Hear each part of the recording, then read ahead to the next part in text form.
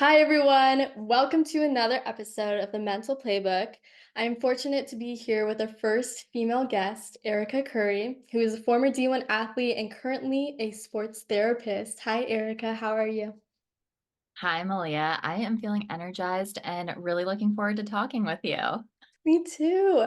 So, could you share your athletic journey and just the sports you did? Yeah, so I started off in sports because my parents told me you need to pick one sport and one creative thing to do. So when I started out, I chose gymnastics and I was all in. I was like, I'm going to go to the Olympics for this. I want this to be my full-time thing. And I got to the point where my parents were looking at alternative ways of schooling so that I could really focus on gymnastics. And that's when I suffered a career-ending injury. I broke my elbow, but I broke it very intensely. And there were bone fragments floating into my joint and making it so I couldn't move my arm. So I ended up needing surgery. And it turned out that my elbow had been broken for months and months and months. And I was kind of just pushing through the pain for a long time. And at this point, I'm like 11 years old. And the my surgeon had told me, like, it's possible that you'll always experience pain in your elbow, and it may get worse if you continue with gymnastics. And so I tried to go back to training after completing physical therapy, and it really wasn't working out. And I had to make the really difficult decision to take a step back and felt like I lost myself for the first time of like, what am I going to do now? And luckily, I had a cousin who was a springboard and platform diver, and she introduced me to that sport. And it's actually an amazing pivot because a lot of the skills are similar. The only difference is like getting used to landing on your head because as a gymnast, you don't really do that. So I got lucky that I was able to find springboard and platform diving after, and that was something that just took over for me. And it took me through college where I got to be part of an amazing team. I went to Wagner College on Staten Island in New York. So my whole sports story came from my parents who knew that creating structure for me was going to be important, and they wanted to make sure I had a creative outlet as well as an athletic one. And they told me it was up to me, like whether I wanted to go the creative route or the athletic route. Because I also oil painted. That was my creative outlet, and I really did enjoy that. And I think I just had a lot of energy as a kid, even as an adult. I have a lot of energy. So I think it was an easy pick for me to go the athletic route. So it started with my parents, and then I took over from there.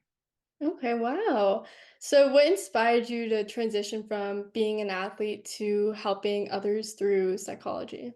hmm That's another thing where like I had similarly to how my parents really were my role models and had me pick a sport.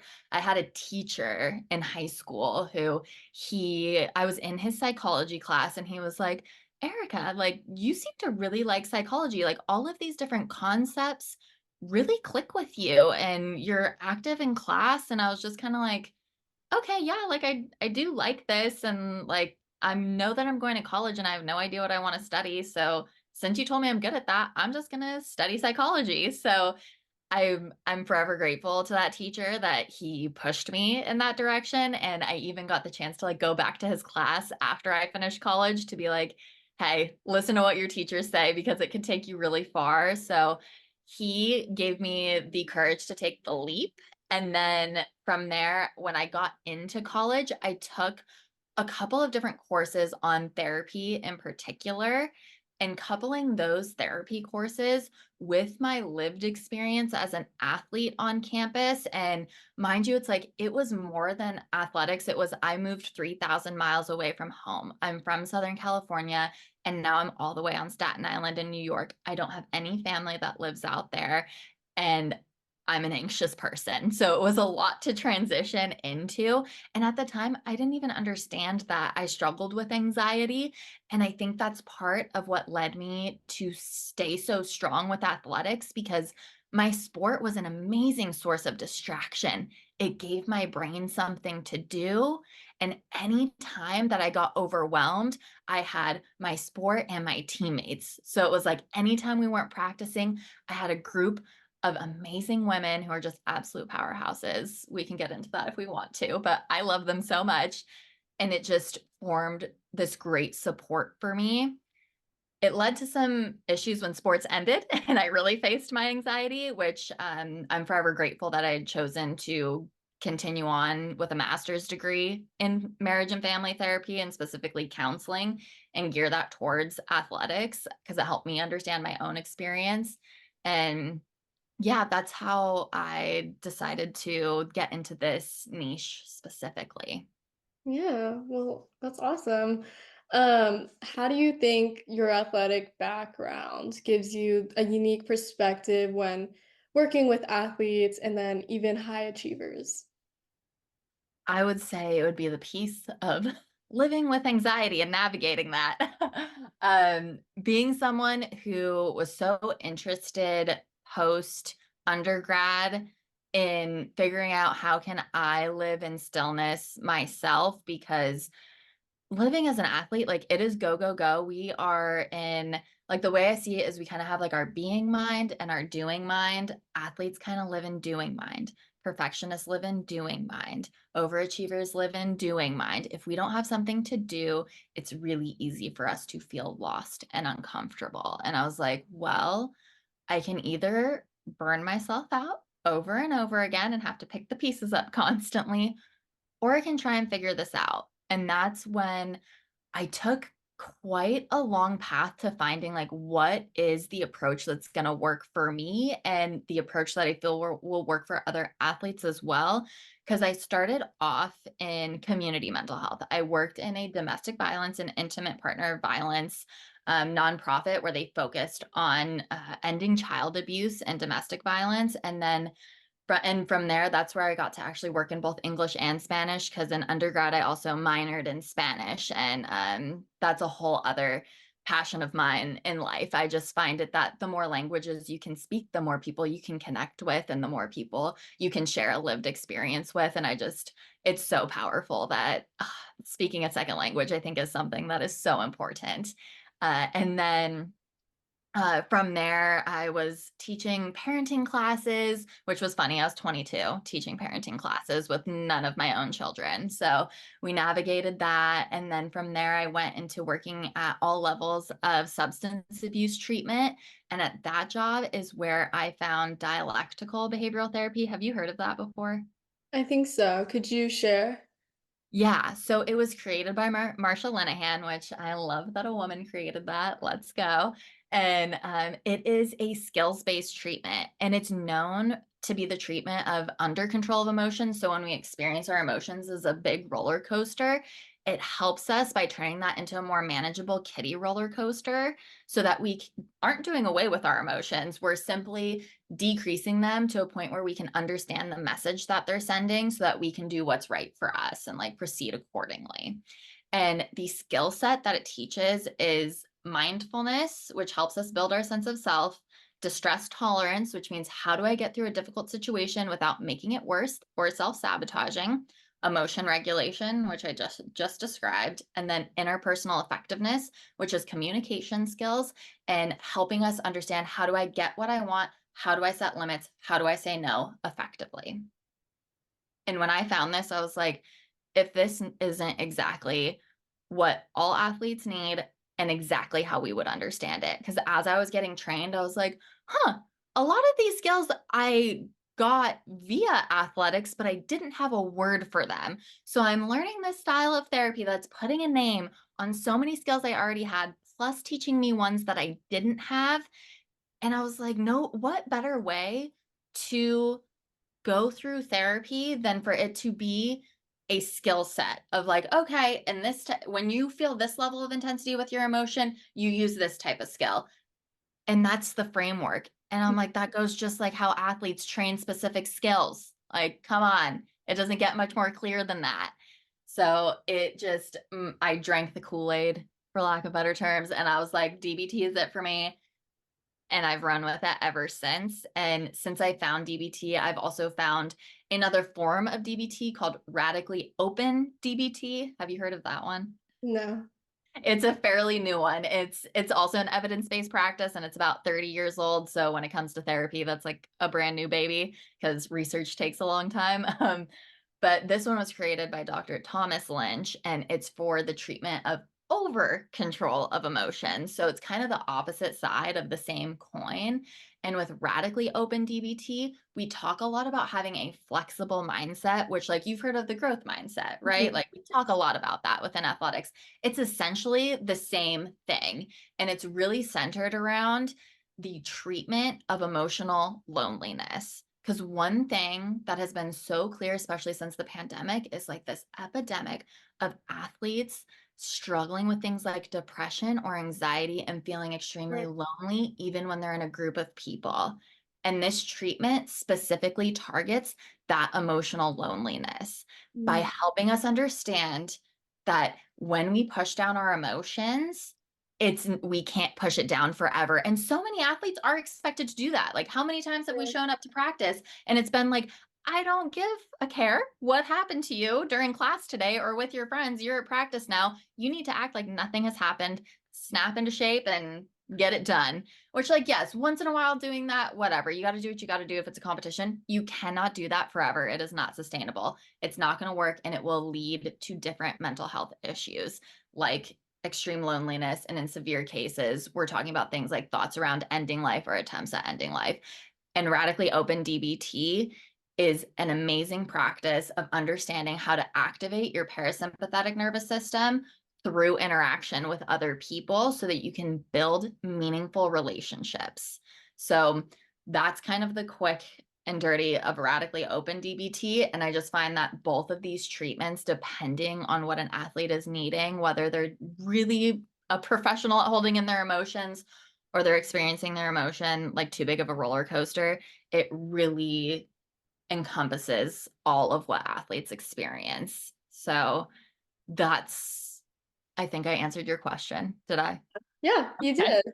I wanna go into it a little further because I was curious about how, because different people, share their emotions differently, right? Some people bottle up their emotions, right? So Mhm. how can we help them express them and not feel lonely like you were talking about?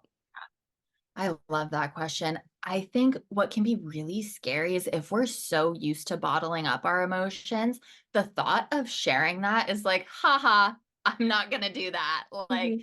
so I think a more realistic step of meeting yourself where you're at, because also if you're bottling your emotions up and shoving them down, you may not even be able to name that emotion. Because that's something I see a lot is, okay, I'm ready to do the work. I'm ready to try and name my emotions. And when we get into it, the vocabulary isn't there. We Yeah. don't know how to name our emotions. So it really starts with learning some skills on how to activate your own parasympathetic nervous system of like our rest and relax system, paired with a therapist who can help you understand what emotions you are feeling. And then if it feels overwhelming, because oftentimes when you start that practice of trying to name your emotions, it does feel overwhelming. I know I went through that. You have those skills to fall back on of how to help yourself out as you're beginning to tap into the sensations that you're feeling in your body and then putting a name to that. So I think a realistic first step is being able to be real with yourself and understand what you're feeling. And if you need the help of a therapist being able to guide you to the name of that emotion, that's a really great first step of being able to meet yourself where you're at instead of just being like, okay, I guess I'm just going to explode on everyone then and tell them how I really feel. Cause that's also not how we're really feeling. That's like the buildup of months or years or a lifetime of emotion. So it really starts with being able to activate your rest and relax system and naming your emotion. One of my favorite quotes, it's by Dr. Dan Siegel, and he says, you got to name it to tame it. And he's talking about emotions. Mhm. I like that. So it is so common for athletes to face immense pressure when performing. What signs should they look for when stress, anxiety, and pressure start to become detrimental to their well-being? I think that this can be so specific to every athlete because we kind of all experience that differently. I think I could speak to my own experience and that could be helpful. Like I know for me, it's like if I start to not be able to sleep, like have you ever kind of kept yourself up at night with your brain kind of just running through like what you need to do the next day or the next week and the checklist just will not shut off? Mhm. I think that's a great hint of like, uh-oh, we might be overdoing it and need to focus on either like having a bedtime routine or taking some things off that checklist. I would say another one would be if you're saying yes to everything without thinking about it, we're gonna need to like pull that back and remember that because I remember when I was an athlete, I used to think I like needed to say yes to everything because it's like you want to get the full experience of college, you want to get the full experience of your sport, and you don't want to give up anything. It's kind of like all those memes that talk about like what are you going to sacrifice? You can like have your sport, you can have your social life, you have to have school, you can have sleep. And it's like, what are you going to let go of? And it is true that you do need to actually face that and say no where you can. Mhm. And that is a way that you prioritize your own well being so that you do not burn out. And it doesn't mean that you sacrifice all the fun stuff because the very, very fun stuff can be an amazing way to recharge. So it doesn't mean that. It just means that when someone asks you to do something, if you can say, give me a second to think about it because you don't have to answer in that moment. I always felt pressured to be like, I have to answer right here and now. And it's like, no, you could say, that sounds super exciting. I want to think about it. I'll get back to you by tonight. Like, that's okay. Right. So, giving yourself the grace of taking a break can be really helpful. Uh, but yeah, I would say those two things are pretty pivotal in helping make sure that you can catch yourself before it gets too far.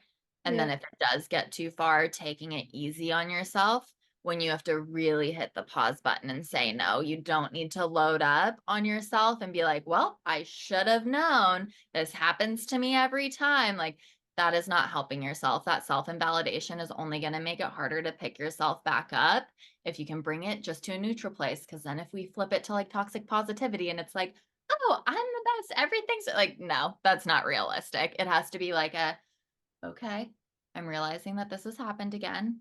I'm going to do my best. I'm going to try and get some rest and talk to the people I need to. Maybe that means talking to your coach so that you can begin to pick yourself back up without the added stress of beating yourself up. Right. Okay. And how do you help athletes distinguish between the normal, like pre-performance anxiety and then when it's like actually time to seek professional help for their mental health? Yeah. I would say if you start noticing that pre-performance anxiety happening outside of pre-performance, like that is a great indicator of like, oh, it might be time. Like I know for me when I was in college, and I wish I knew this then, is my anxiety would show up when I was just hanging out with my teammates. And I was like, I need to distract from this. So I'd want to hang out with them and all of my teammates, they were all like in really stressful majors. Like we had a lot of nurses, physicians assistants, like bio craziness that I don't even know what it is because I was in psych. And so they weren't always available. And I would like need to find other athletes to like fill that space. So it really takes time to just reflect on how your symptoms manifest. And like for me, it was like I felt so uncomfortable in stillness and the quiet that it made me just feel like chaotic and be like, I need to go talk to someone. I cannot sit with my own thoughts. So if you're noticing racing thoughts, your heart is racing. I remember I used to say at practices like, oh, I feel like I'm having heart palpitations. And my teammates would just laugh because they thought I was being dramatic. And now I'm like, okay, that's an anxiety symptom. Like I wasn't crazy. It wasn't me being overly dramatic. So simply get it like listening to an episode like this to understand what some of these symptoms are and then getting curious about your own experience. And if you notice that Mhm. happening pre-performance and you're kind of sitting with whether it's symptoms of depression or anxiety, those can all be signs that it's time to get some help. And if you're looking to just get a leg up and you don't know that you need therapy, but you would love to see what type of support it can bring you, that can also be a leg up. And I love how that's the light has been shined on that, especially with the Olympics recently and all the athletes that are speaking about it, from Simone Biles to different swimmers, track stars. It's been really amazing to get to see. So I'd say if you're looking at having pre-performance anxiety outside of pre-performance, it's time to get curious about seeking some support. Yeah. So when athletes choose to retire or change career paths, especially for those athletes who have been like stuck with their sport for their whole life, how do you support athletes in navigating such transitions? First of all, it's like sitting in the this sucks and what the heck. Because I remember when I was finishing undergrad, it was like I knew my sport was ending. Like logically, I Mhm. got that. I hit that first semester of senior year and it like actually hit me. And I kid you not, I was crying once a week, being like, I don't know what's going to happen next or what I'm going to do.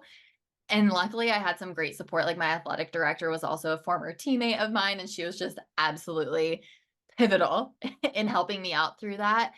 And I would say now, because it's been what, like 8, 9 years since I graduated, if I knew now what I knew then, I would love to be able to tell myself that it is correct that I am not my sport. And even further from that, because it's like, what the heck does that even mean? It means to me that there are certain values instilled in us from our sport that we get to keep with us for a lifetime. It's not that your sport is gone forever and you've lost all of yourself, because I thought I had to reinvent myself. Like Mhm. when I got into my graduate program, I was like dressing differently. I was like, well, now I have to dress like a therapist. I need to have my glasses and my cardigan and my 3 beverages, which I definitely do still have 3 beverages with me always, but it just felt like I wasn't allowed to have that anymore. Yeah. And that is not the case. You absolutely get to keep what's important to you from your sport. Like, for example, some values that are so important to me that I pulled from my sport is kindness, community, and grit, which reminds me of the book behind you. And those are all values that I built from my time as an athlete. Like, I understand the power in community, because to me, community is being part of a team, having a shared goal, and finding places where other people have that shared goal and they're working towards it. And it's gotten me involved in an amazing nonprofit. It's helped me find an incredible partner and a great husband. And then with kindness, kindness to me is the difficult truths that my teammates when I was an athlete and friends now will share with me to help me be a better human being, and also those people who are inspiring in my life. And then to be someone who has grit, like talk about the roots of being an athlete. Like that is something that none of us have to lose. We are so used to having a craft and a skill, applying effort to that and achieving great things. Yes, it takes time to find what that thing is going to be. And yes, there is support out there to help you find where you want to put your energy at.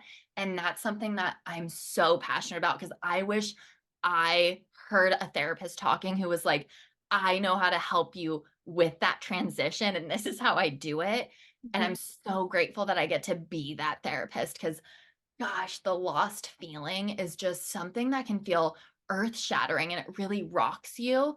And to be where I'm at now and be like, no, that grit is still with me. It's something that I chase daily, and it's in the terms of athlete mental health now. And I get to focus on it every day.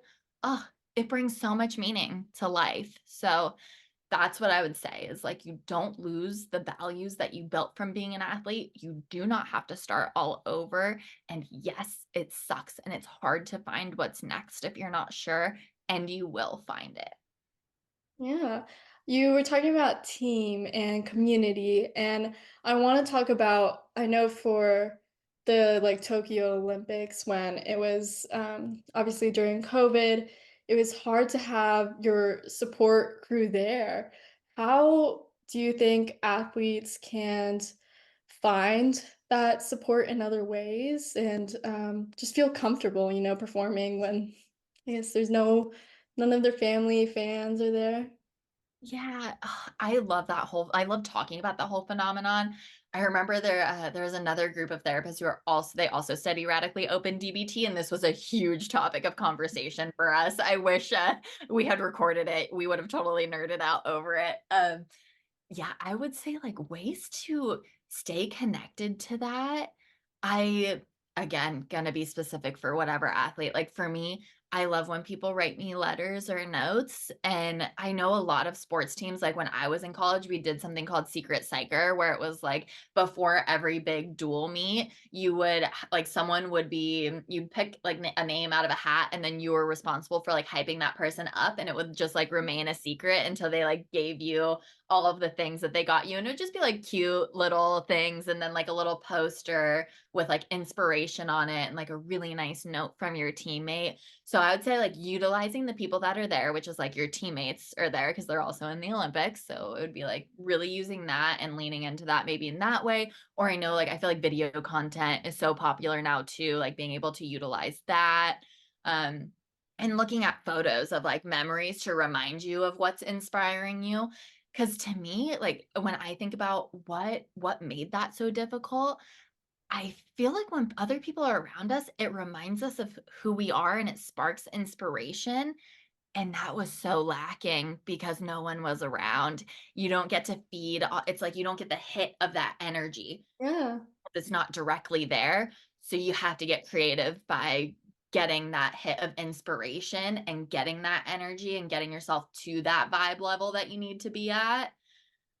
'Cause yeah, that was a tough one, and I commend all the athletes who did the best that they could. That wasn't easy, I'm sure. Yeah. I can't imagine. Especially I know like some athletes get like mental roadblocks. How do you work with them to break through these challenges? That's a tough question. I've been asked that question a lot, and I think it's because my clinical brain goes like, "Well, what type of roadblock is it, and how emotionally intense are we feeling?" And I get, like, way too detailed in it. I would say it depends on, like, what is the situation?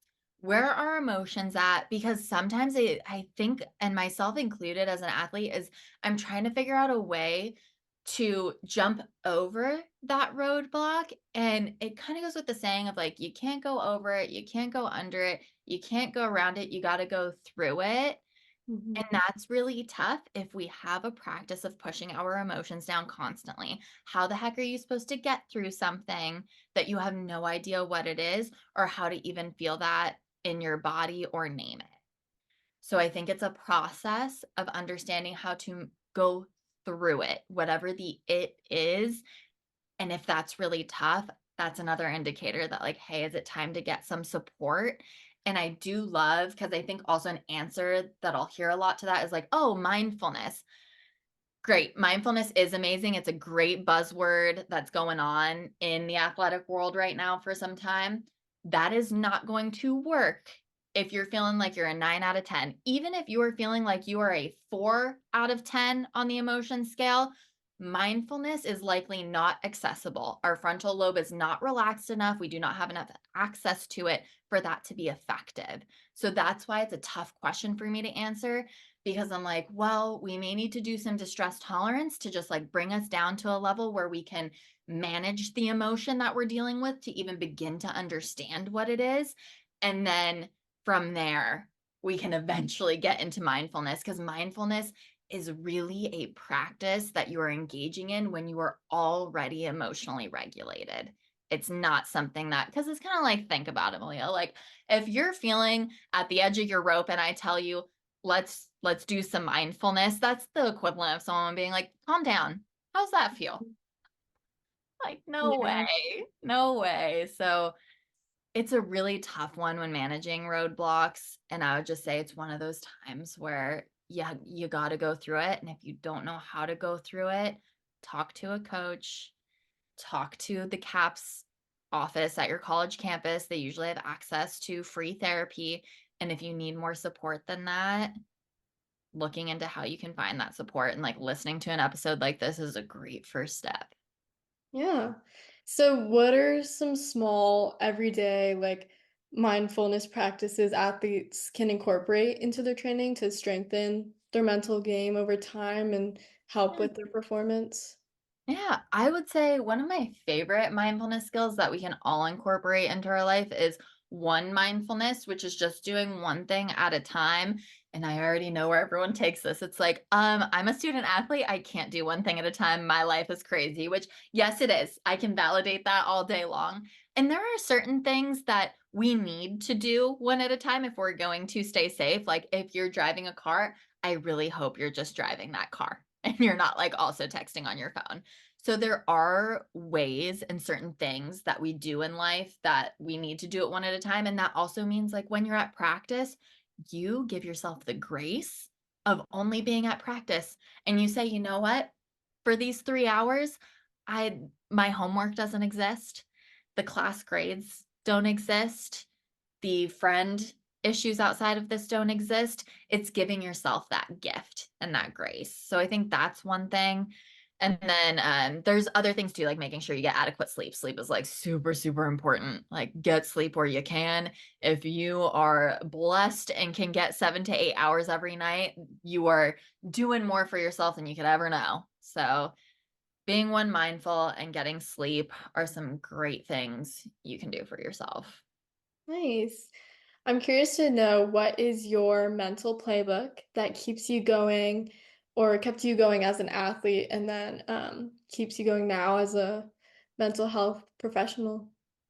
I gotta be completely honest, and when it comes to when I was an athlete, it was not wanting to be anxious. So I kept at it and I wanted to distract so that I could feel a sense of peace. So, and that's where it's like mental health issues are always seen so negatively. That Mhm. was a huge positive for me. It got me to accomplish a lot and like be part of an amazing team and have and live in New York for 4 years of my life. So it's not always a negative thing. And I would say to now in my life, what keeps me going is being so, so connected to my values and understanding my goals thoroughly and being involved in aspects of my community that support my values and living my life with my eyes wide open, meaning like when I take my dog for a walk, I'm looking at the stuff that's posted around my neighborhood to see what fun things are coming up so that I can engage in my community and having exchanging little acts of kindness with the people around me. And then coming back to it all with grit and being able to monitor how I'm reaching my goals so that I know I'm doing what's going to bring me a sense of meaning in the long term. So now it's really what keeps me going is those values and being very, very tied into them. Yeah. What advice would you give athletes who are trying to balance their mental wellness with their motivation to just be like successful? Don't be so hard on yourself. It is so challenging to balance it all, and it's not meant to be perfect. There is kind of a an underlying theme of like kind of when you get down to it with athletes, so many of us are perfectionists, and Mhm. the goal is balance. And even when we know that the goal is balance, because I know there's a lot of athletes listening who are going to be like, well, obviously we need balance. The thing that happens though is we get perfectionistic with that balance. Mm. Balance isn't perfect. It's going to ebb and flow, and it's a matter of not judging that ebb and flow. The second we judge it, we invalidate ourselves and we make it harder to get back up. It's about seeing those ebbs and flows, saying, okay, I get this. Let me take inventory so that I can figure out what I need to do for myself.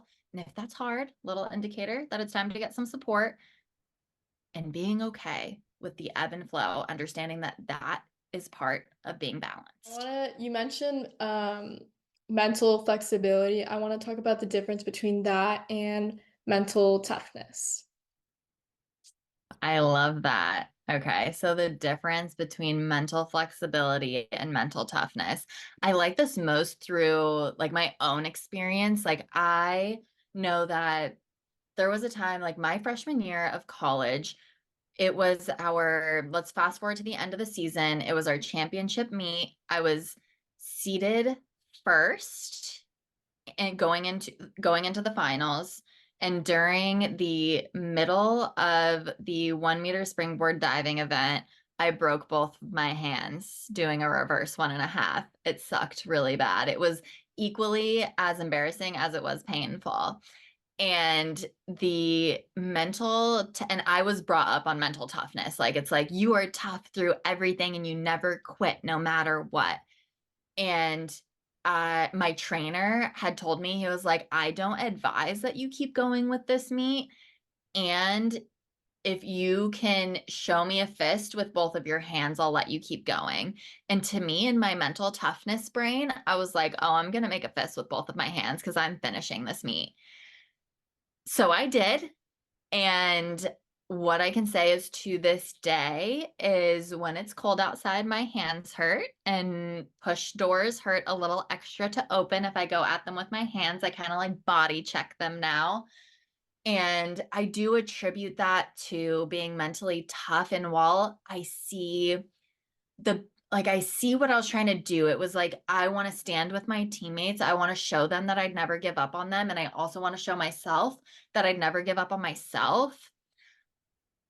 And what mental flexibility would have said to that, if I would have been mentally flexible in that moment, it would have considered the context of the situation. And the context being, girl, both your hands are broken. It might be time to stop and take care of yourself and do what you need to do for you so that you don't have long-term side effects from this, because you use your hands for a lot of things every single day. So the difference between mental toughness and mental flexibility is, mental toughness does not care about context. You power through no matter what. Your head is down and you're going to get it done. And I think there are times for that. There absolutely are. In the example that I shared, that was not a time for that. That was a time for mental flexibility, considering the context and acting accordingly to protect myself and uphold my own well-being. Yeah. So you brought up injuries. I want to talk about the importance of taking care of both mental and physical health together. And then how do you just support athletes who are recovering from whatever injury it is? The first place that I go to is validation. As athletes, we want to fix everything immediately. But what the hell, when you're injured, you can't fix it immediately. Like, it takes a process of rehab. And then you're just stuck wanting to like rehab as much as possible because you're like, maybe that'll speed along the process. And that's how a lot of us like re-injure ourselves too quickly, because we like go too hard at it. So the place that I like to meet everyone at is just like, let us take a second to just look at how much this sucks. Like, it's okay. You're not sitting and sulking if you take some time to reflect on how sucky this situation is. And that's something that athletes don't do a lot. We're not used to receiving validation. We would see that, like, in an athlete mindset, that's seen as like sulking and like sitting in your own negativity. And it's like, sure, it can get to that, and that's its own problem. For the majority of athletes, though, we need some validation in our lives, and being able to just say, holy crap, this sucks, and I wish that this wasn't like this, can go so far. And I noticed this when I got into grad school. And it's unreal when you get around a bunch of therapists and like soon to be therapists. I experienced an amount of validation I've never experienced in my life. Because if you think about it, as athletes, we receive feedback, oftentimes helpful, critical feedback from our coaches all the time. And it makes us better athletes. What we don't always get, which is starting to be seen more and more, is validation, where like when you see something done well, you say something about it. That's validation. That's a form of validation. There's like 7 different levels of validation in DBT, but simply seeing what you saw go well is validating. Similarly, highlighting what sucks in a situation can help someone feel so seen that it does healing we never thought it could. Because as athletes and in society in general, we think only if you fix the problem is that healing. That's not the case. Validation goes far. And when I was in grad school, I remember like it would literally like bring me to tears when people would like validate. Like I would always join the Spanish groups for different diagnosing. We had like these little role plays for diagnoses, and I would always join the Spanish speaking group. I wasn't perfect. I'm still learning the language. Even to this day, I'm still learning the language. And they would always be like, "You did so great. Like, way to go." And I was just like, and I'm not like trying to take notes of like, and what could I do better? Come on. And they're just like, "No, we just want to tell you you did great." And I was like, weird. So it went so far for me. And I know that it goes so far for other people, regardless of the situation, especially with injuries. It's like, it's okay for us to talk about how much this sucks. And then from there, we can get into a process of radical acceptance. And that's a whole entire distress tolerance skill that is a long one to unpack that we would need like another 40 minutes unpack it. I think Really. it starts with validation and then working our way into radical acceptance and how we can turn our mind towards remembering what our current reality is and having some type of acceptance over it. Yeah. So in my sports and literature class, I had a guest speaker come in who is a nutritionist, and she shared this quote that said, like, talk about what bodies do and not about how they look.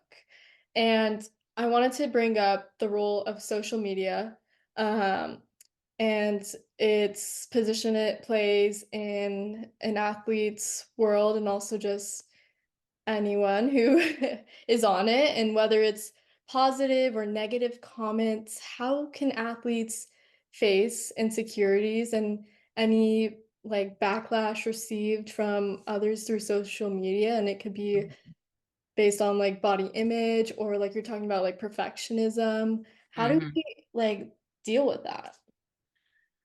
This conversation is so important, and I love that it's starting to be had more and more. I got to go to the Together for Mental Health event that was up in Thousand Oaks, California, held by Katie Save and the Sarah Scholes Foundation. And this was a very specific topic that got brought up, and I loved everything that I heard.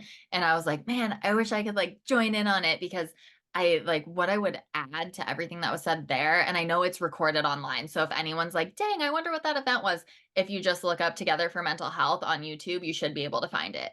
Um, I would say something that's helpful because personally, the way that I functioned as an athlete was kind of like any criticism I got, I felt like it was on me to fix it immediately and input that feedback so that I could be better.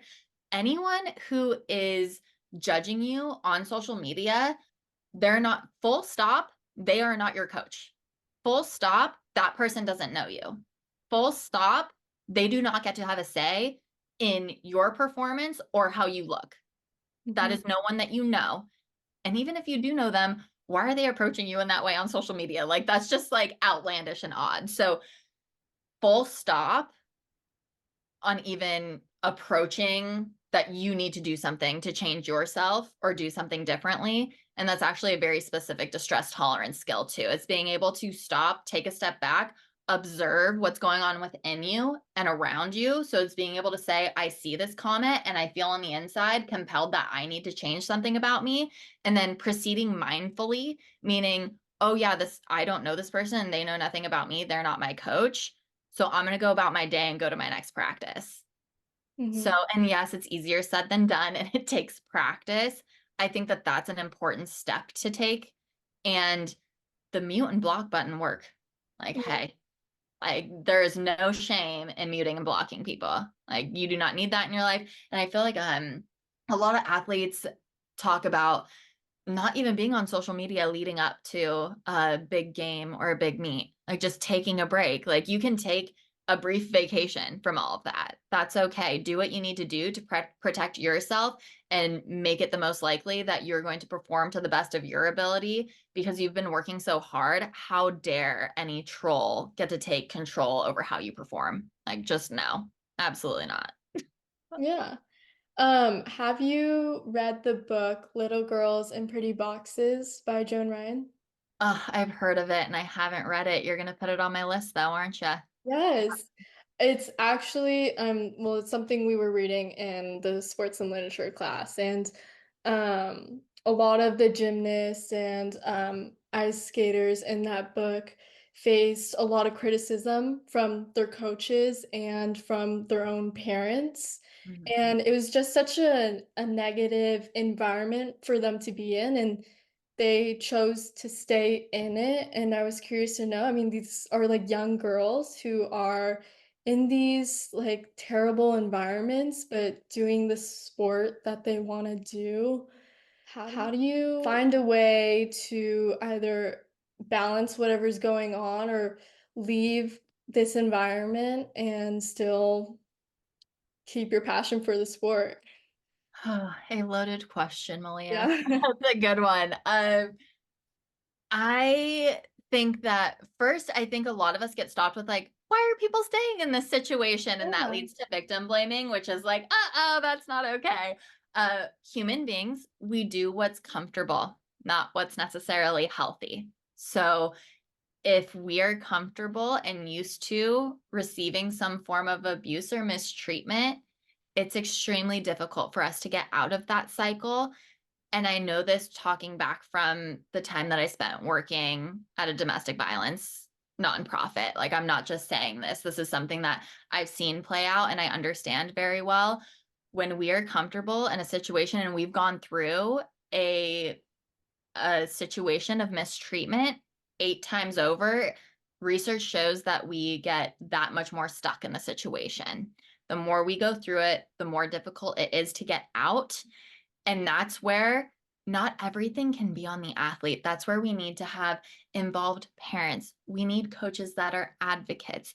We need professionals who are informed in mental health to be able to point these things out, to stop them before they ever happen and eject athletes from these situations if they're actively happening. It can't be on the athlete to see that. They're already having to balance and juggle so many things that sure, it's great if they are also educated on this, and we need that community around them to be educated in this way. Yeah. I want to talk about losing and how do you cope with a loss or just even just being really anxious in a game and how do you deal with that? Losing sucks. My favorite hobby right now is pickleball, and I hate every time I lose to my husband. So this is something I'm actively going through. Maybe I feel a little triggered, but we'll work through it. I would say getting through losing, it's basically like how do you get through failure, Yeah. right? And it's really tough. And some days are not going to be your day, and how are you going to? I think something that's really important is like when you start not doing well in a game, a meet, a match, whatever it is, kind of like what you're talking about, like, or what do you do when you're feeling anxious during the game?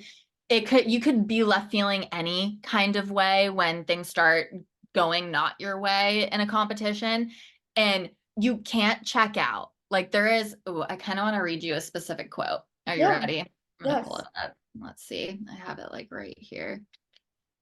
Okay. So I think that I'll say this quote and then describe why I think it applies. So it says ruminating about suffering or losing, ruminating about losing in the past and dreading losing in the future both increase the likelihood that we will lose in the moment. The road to less pain is letting go of past and future pain and suffering only the pain of the present moment. So, all that to say, if we take that under the lens of losing, if we get too caught up in, oh my gosh, what if I lose like the next play after this? Or, oh my gosh, that was so embarrassing. Did you just see how I didn't do well in that moment? Neither of those two things actually exist. That's something we're adding to reality. All that exists is how we're playing in that moment. And if how you're playing in that moment is still not that great, because like, hey, that could be the reality, it's only focusing on what you need to change in that moment and like doing what you can to kind of wipe the slate blank. And I know for me as an athlete, what I used to do, it was one of my other, this was back when I was in club diving, and it was like me and one of my other teammates who we both pictured a stop sign in our head. So anytime we would get down on ourselves or be like, oh my gosh, like you're like doing this again, or you didn't do this well, we would just picture a neon red stop sign. And each of us had it like decorated differently in our heads, but we would literally think of that stop sign and I just be like like, okay, that. Yeah. we're only dealing with what's happening right now. And if those thoughts from the past or the future come up, stop, full stop. I still like know the picture of that stop sign in my head to this day. So that's how I would manage that. And there there's so many ways to look at failure. It's also a fun topic to get into. Uh, Yeah. I really like that technique. So, why can therapy be beneficial to athletes or individuals, even if they aren't truly struggling, like right now? I would say it's really helpful as far as if you want to like level up, even if you're not struggling in a way that you're like, oh my gosh, I need the help right now. It's great preventative treatment. And it's a great way to help identify, like, imagine if an athlete can tie into exactly what their values are into why they are working so hard at their sport.